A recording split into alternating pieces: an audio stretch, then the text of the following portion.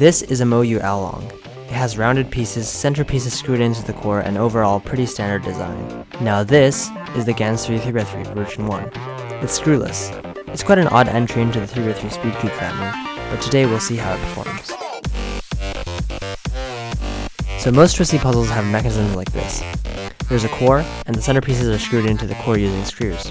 But what if you can get rid of all this and make the cube significantly lighter? That is exactly what Gans did with this 3x3. From the outside, you can't really tell the differences between this and other 3x3 speed cubes. Unlike the version 3, it has standard looking kewbs, and the Gans stock stickers also don't really have any character to differentiate themselves from the rest out there. However, when you hold this cube up, you'll realize that it's significantly lighter than its competitors, coming in at 60 grams, being more than 30 grams lighter than something like the Moyu Oolong.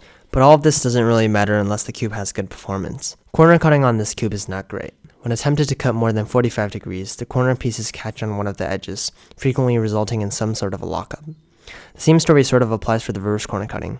It's moderately fast as well, but you're most likely not going to be getting crazy world-class buttery smooth performance. The performance is just mediocre. The cube feels blocky and crunchy, almost making me forget that the Gans III came out in summer 2013, when its competitors had quite rounded pieces. The crunchiness of this cube actually reminds me of the Alpha 5 cube in the way that it feels in the hand and sounds, and I actually quite enjoyed the sound of this cube.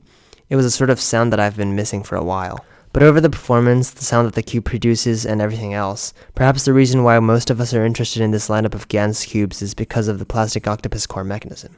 The mechanism has got a lot of attention, and yes, it makes the cube light as a feather, but I don't really see the point of this mechanism as a whole.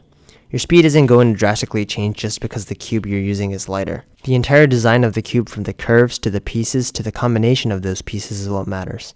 As I said earlier, the Gans III version 1 just has mediocre performance, and when you're buying this cube, you have to be aware that you're certainly getting something unusual and interesting, but that doesn't necessarily mean that the cube is better than the others. Another thing to note about the mechanism is that it makes the assembly of this cube a real pain.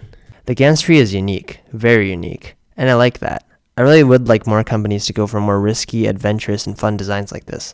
In a pure speedcuber perspective, I can only give this cube a B-, but even though this cube may not become my main speed cube, I can see that it's one that I'll probably come back to every now and then. From this first Gans speed cube, the Gans 3x3s are slowly evolving, and I'm very curious about where this series ends up.